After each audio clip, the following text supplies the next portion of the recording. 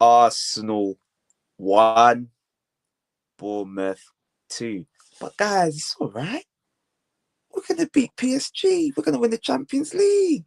Pray for Madrid. Pray for Paris. Pray for Barca. Pray for Inter. Keep praying. We're going to win the Champions League.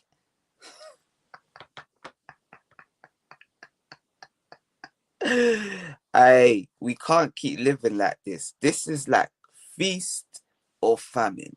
We're living hand to mouth. This is too much. The players, Arteta, the board, everyone. You can't keep putting us through this, because as a fan, that this is too much. This is way too much to take, man. I can't keep having all these emotions. And today's the first ever Arsenal match that I can remember. I was so angry. I just started laughing. I'm like, nah.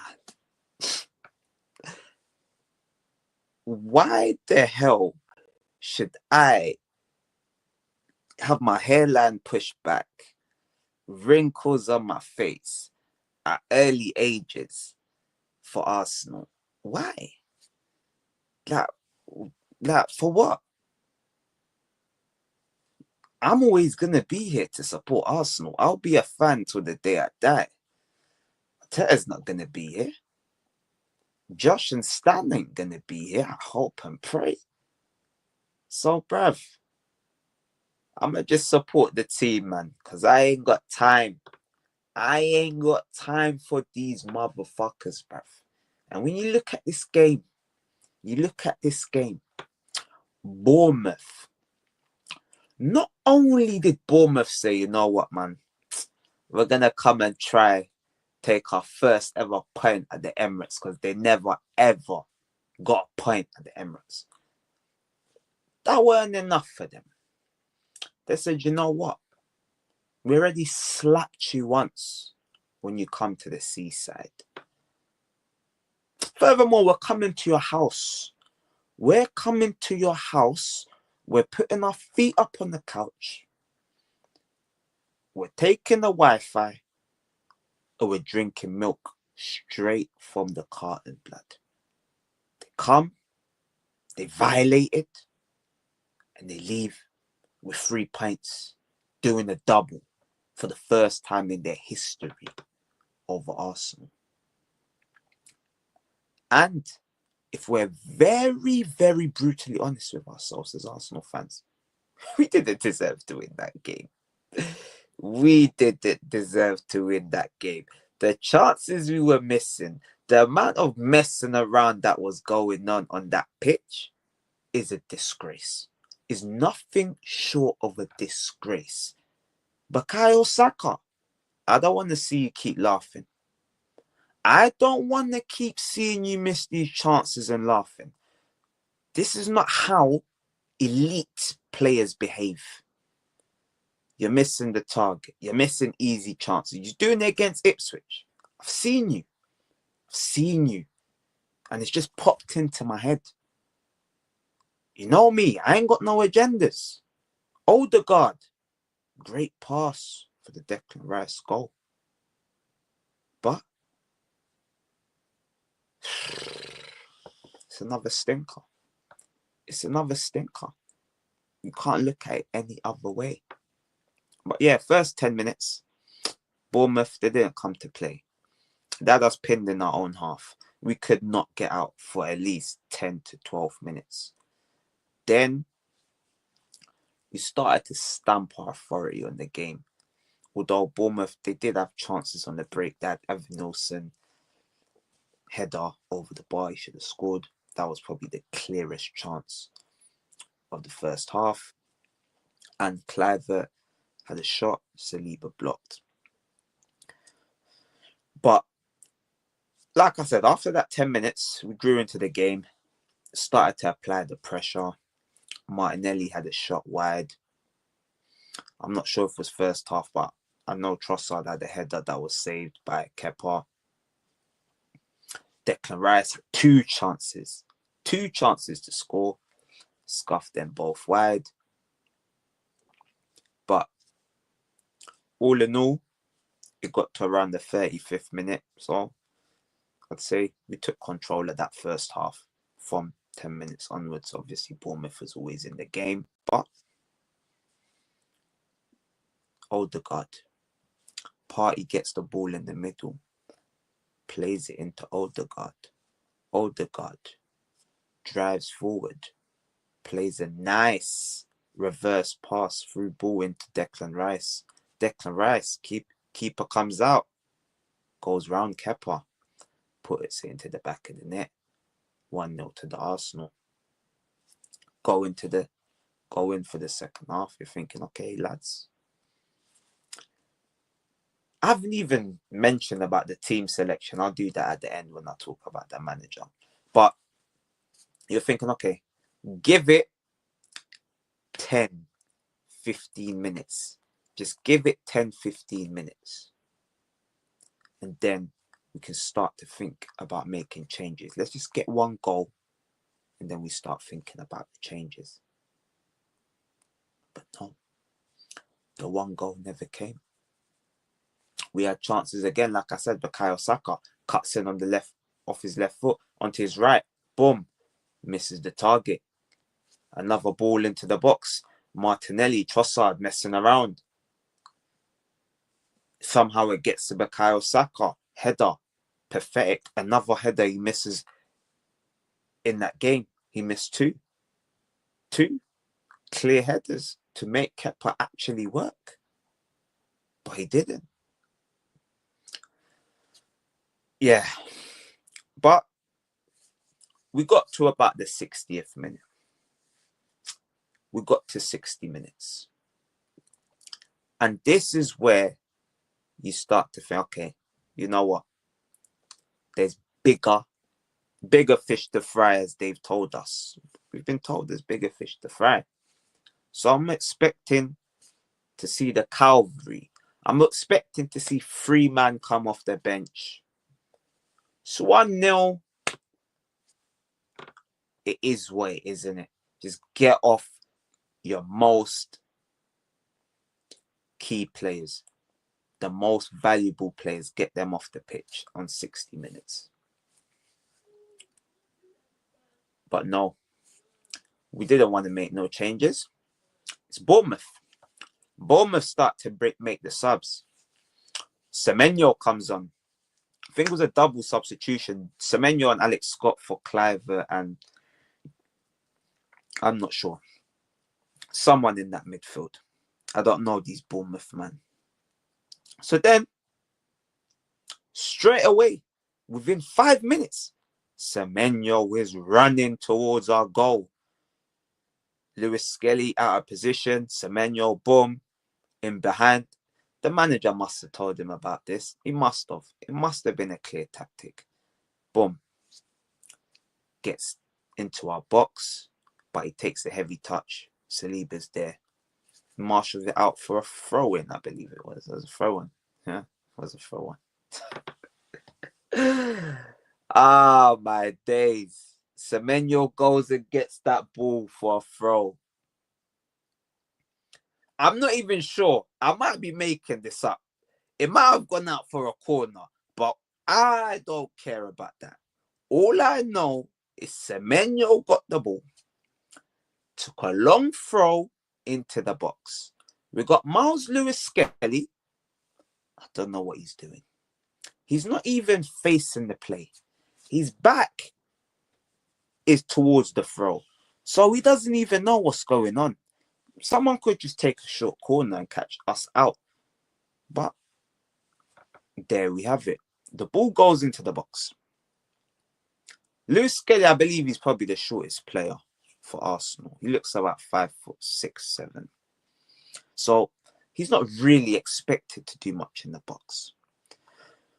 But I believe there was 5 Arsenal players all around the young man called Huysen. Great header. Huysen puts the game to level. So it's 1-1 now. 1-1. Bournemouth equalised. Great header. And then they start doing all of this.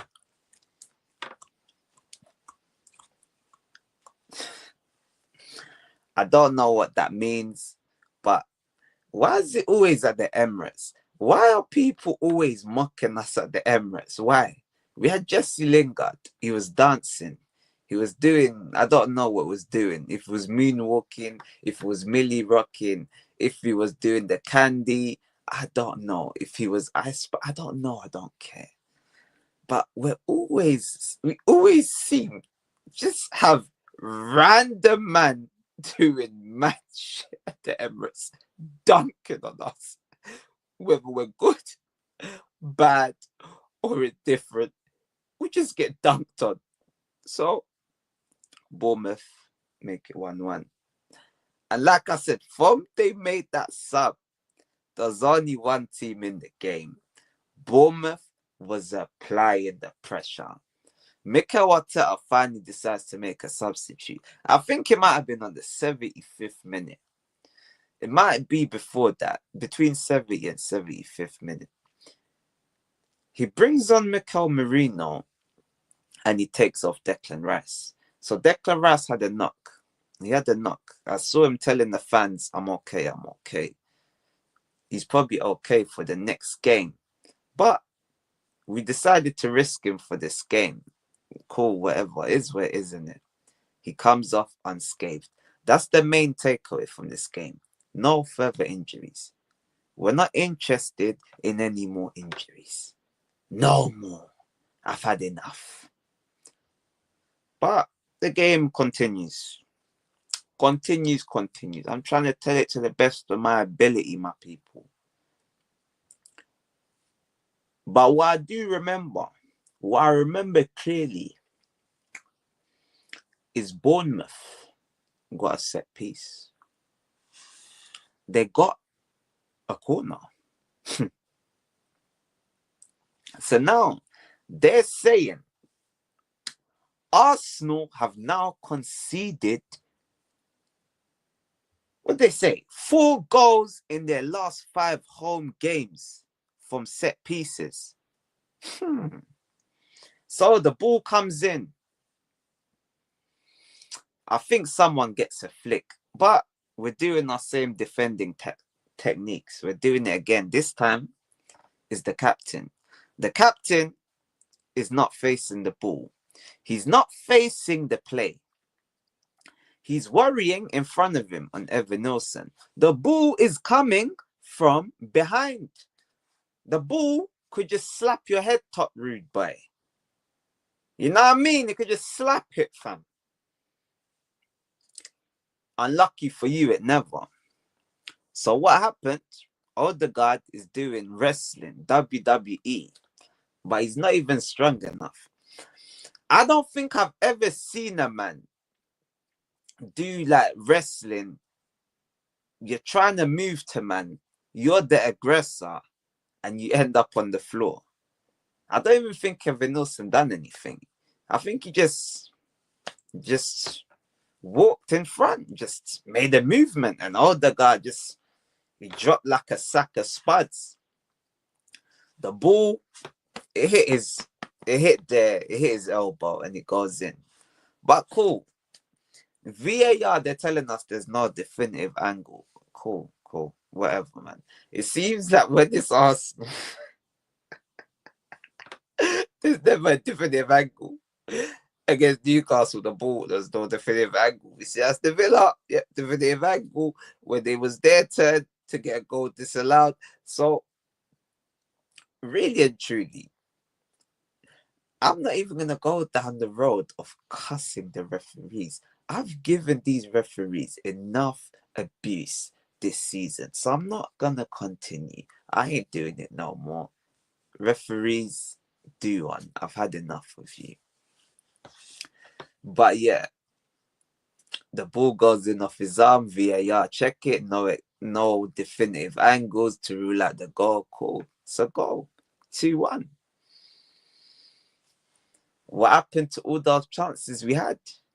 What happened to all those chances? Declan Rice, 2 chances. Bukayo Saka, 2 chances. Martinelli, Trossard, bad. I feel like these men had about 6 chances. Martinelli was doing all right, to be fair, in the first half, putting in balls. It was terrorizing that Arejo guy, but like, let's be serious, man. We weren't a serious side in this game, man. We finally made 3 subs on the 85th minute, by the way. So the goal was scored on like the 80th minute. Arteta once again, Mr. Reactive, not Mr. Proactive, reacting to situations. When is this guy gonna grow a fucking set of balls, bruv? Arteta, bruv. Where are your cajones? Hey? Where are your cajones, Arteta? I don't know. Don't watch that Spanish accent as well. But yeah. So he brings on the cavalry. I think he bring on Zinchenko, Sterling, and Wanyeri. He brings them on in the 85th minute. I don't even think we had a shot. I think we had 1 free kick. Odegaard. Oh my days. Oh yeah, Odegaard as well. Vav, great run, gets to the edge of the box, refuses to pull the trigger. Yeah, match ends 2-1. So now, you know what? I'm going to cook Arteta first. Arteta is getting cooked first. He's getting cooked before everyone. So, Mikel, you think what you're doing is good? You think what you're putting us fans through is all right? Bav, this is an abusive relationship. You're putting us through mental torture. We have so many highs during the season. But when it's time to reach the peak, to get over the line, that trophy busting up, we seem to fall flat. We just go limp. I pray you get over the line against PSG. Because I'm telling you, yeah, there might be no way back from this abusive relationship. Because it might just one-way abuse. Unless, of course, next season FC, we go and win the league or Champions League, anything else. We're at a stage now. Any trophy is not cutting it. That ship has sailed. You had the chance. You had the chance to go and put markers down. We've been in the Europa League. Was it you that knocked us out to Olympiacos? I believe it was. Was it you that knocked us out against Sporting Lisbon? I believe it was. Was it you that got us dunked on by Villarreal on their way, not just Unai Emery, on their way to winning their first ever trophy? I can't forget these things. They play in my mind. They're on repeat. It's ruminating. I'm going through rumination with Arteta. Brighton dunked us out of the League Cup. I was there. It's a pathetic performance. Pathetic. 3-1, I think it was. West Ham dumped us out as well. Carabao Cup, 3-1. Been dumped out a few times in the semis. And I think Man City smashed us another time. That's probably the 5 times that you've been in it that I remember. It's probably another time that's painful, but I'm trying to black it out. The memories are just too painful. I can't keep doing this. Nottingham Forest dumped us out of the FA Cup 1-0. Who done us this time? Manchester United. And bearing in mind, this is just a name. They had 10 men. 10 man Manchester United dumped us out. And was even lucky. We was lucky. We got the luck They gave us a penalty that weren't a penalty. And what did we do? We bottled it. Not everything is your fault, Arteta. But this season's on you. And you're not getting away with it. Not for me. Your cucks, those cucks and top gooners, they might think it's acceptable what is going on at this football club, but not me. I'm a real one. I'm a real one. I wouldn't accept this in life. So why am I accepting this for my football club? Why? I've got to keep a standard. A standard. And that standard doesn't necessarily mean we should be winning leagues every season. But come on now. You put me through way too much for me to just go on like, this is acceptable. This is like a cheating wife.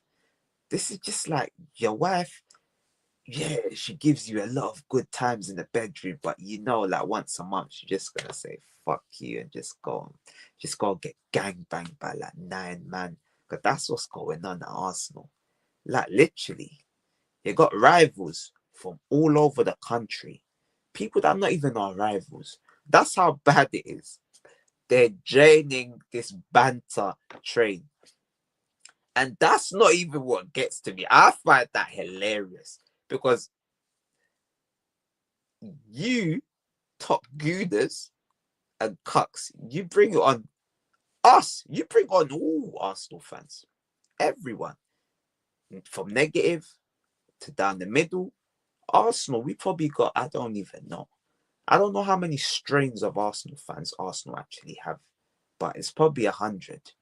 You usually have, like Chelsea, for example, you've got negative and positive. Manager out, my manager. There's not too many people that are down the middle in Chelsea. It's two ways. It's feast or famine. But Arsenal, we've got 100. Usually you have positive, negative in the middle. You've got Chelsea on one end of the scale, sack the manager. Whoever he is, sack him. Sack his mum and his dad, sack everyone. Sack the cleaners, sack everyone. We've had enough. Then you've got Arsenal. Sack Arteta if he doesn't win the league next season. Nah. Actually, you know what? I take it back. Give him one more season. Nah, sack him if he don't win it this season. No trophies. Nah, take it back. Then you got people that don't believe that get too angry. Bro, sometimes balance is a good thing. But right now at Arsenal, there's no time to be balanced. It's 5 years without a trophy. We got our biggest game of the season on Wednesday.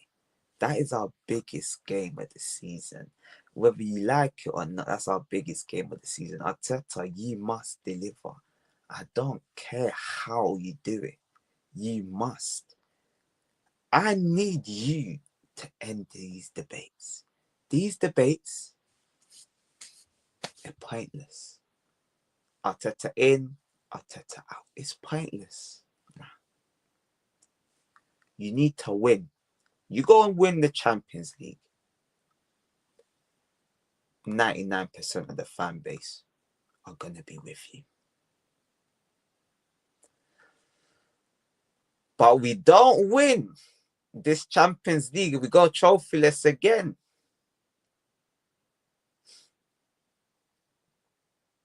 Next season's make or break. It's literally make or break. Because even the most deluded people are going to say, you know what? 7 years, no trophy. And that's not even mentioning Spurs, Man United, potentially in cup finals.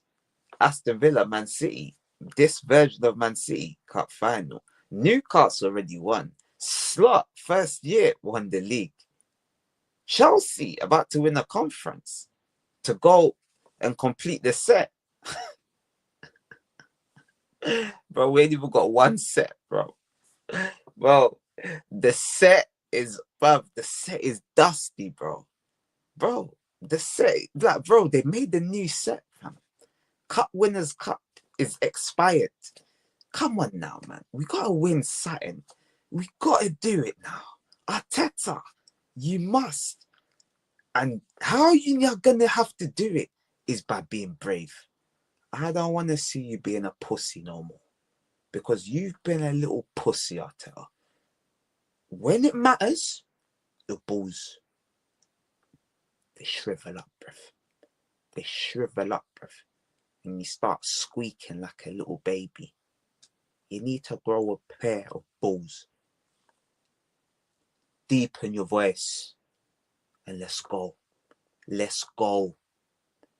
If a player is playing rubbish, i.e. Martin Odegaard, we need him hooked after 45 minutes, captain or no captain. I need to start seeing no signs of favoritism. I need to start seeing you going brave. Against PSG, I don't want you to wait until 70 minutes. 55 to 60, changes need to be made if things are not going our way. You need to learn how to change a game in game, because a lot of the time it's kind of by luck. It's kind of by luck, literally. And the stats, they back up what I'm saying. So remember, well, this is not really that, but I didn't put this up. Remember the start of the season, Arsenal, we scored the most goals from set pieces, didn't we? But now look at this. 48% of our goals, the highest in the league, you know, from set pieces. So we need to slightly tighten up. I get stats can be skewed. So what that kind of tells me is from open play, doing a good job. But from set pieces, there's no way we should be conceding a similar amount, because that's basically 50-50. That's not on. Nicholas Yova, yo, pattern up, man. Pattern up. But this is what I was going on about before I digressed. The most points dropped from winning positions. Southampton, 28, first. Ipswich, 27, second. Fulham, 25, third.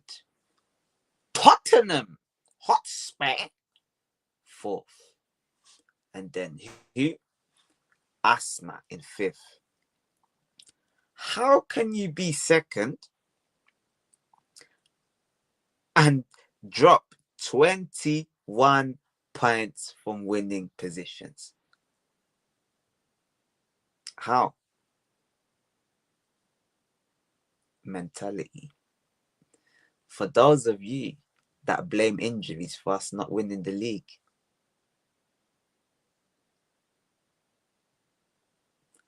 the 13, I don't even know, is it 13? Is it 12? I don't care. The excessive amount of draws that we've had this season, along with dropping points from winning positions, dropping games like today, this is unacceptable. We've dropped more points in the league this season than the previous seasons where we actually challenged. I was asked the question, have we regressed or stagnated? Oh, so not stagnated or improved. I think it's clear for us all to see. Arsenal are in regression. We are plateauing. We're literally relying on the Champions League. We're relying on it. We're praying on miracles. I hope we can do something. But after what I've seen from Arteta, I don't think we're going to do it. I don't actually think we're going to do it, man. It breaks my heart, bruv. It just come to a realization on camera, bruv. But yeah, man, we'll talk about some of these players, man. So like I said, Odegaard, he picked up his form a bit in that first half, but then it's just like, I don't know what it is. It's just like constant lapses, just lapses in judgment, lapses in concentration, poor options. I don't know, man. I don't know what's going on. He needs to be at his best for this PSG game. He needs to be at his best, because we can't afford any passengers against PSG.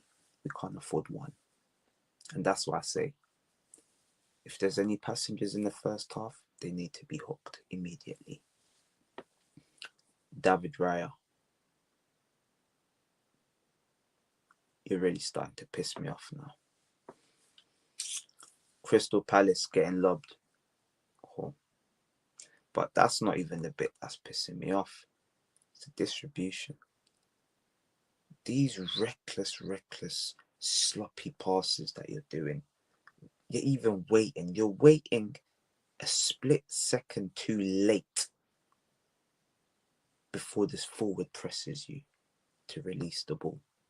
One of these days, you're going to get caught. Like, you're going to get caught. And I'm just praying it's not against PSG. I'm praying he doesn't have these brain farts, because he started doing it again today. Sloppy passes, putting the whole back line under pressure for no reason. So he needs to pattern the fuck up. Raya, I'm watching you. I'm watching you, bruv, because you're looking very fraudulent. We're now at the business end of the season. This is when frauds get found out. Yeah? So make sure you're pattern up. Saliba, Kivio. Skelly already touched on it for the goal. I don't know whose idea that is. They need to. I don't really want to see that again. Party first half was good. Second half, I don't know. Something with Party, he's very he's consistent, but he's also inconsistent in games. He would just do something that just something crazy. Every game will do something just crazy. At least once a game. Whether it's shoot out the stadium, whether it's take a throw on and just throw it to the other team, whether it's just pass the ball to the opposition for no reason. I don't know. Like, I'll see him do that at least 2-3 times in this game, that just giving the ball away, just sloppily, or just waiting, freezing on the ball and getting dispossessed. This weren't one of his better games. Declan Rice, our best player by far. It's not even. We don't even need to talk about him too much. We saw what he was doing in the game. Our best player, but what does that mean? The forwards. A forward's job is to score. Odegaard got the assist for Rice. Saka, Martinelli, Trossard, done nothing. Done nothing. You wasted everyone's time today. All three of you was a complete waste of time. I'm beginning to think that this front three will never work. So, Marino, step up. You're back in. Tagged. Trossard, I don't know what's wrong with you as well. You're doing too much jinky-majinky, too much drop of the shoulder. Like, you've dropped the shoulder, you've left the man, you sent him shop, and then you go back for him again and get dispossessed. Like, stuff like that really gets me angry, man. But yeah, man, people, I've been gone for a minute, but I'm back, man. I'll be more consistent, man. That I can promise, man. But don't forget to like, share, comment, and subscribe to the propaganda machine. The road to 1K continues. Bless people.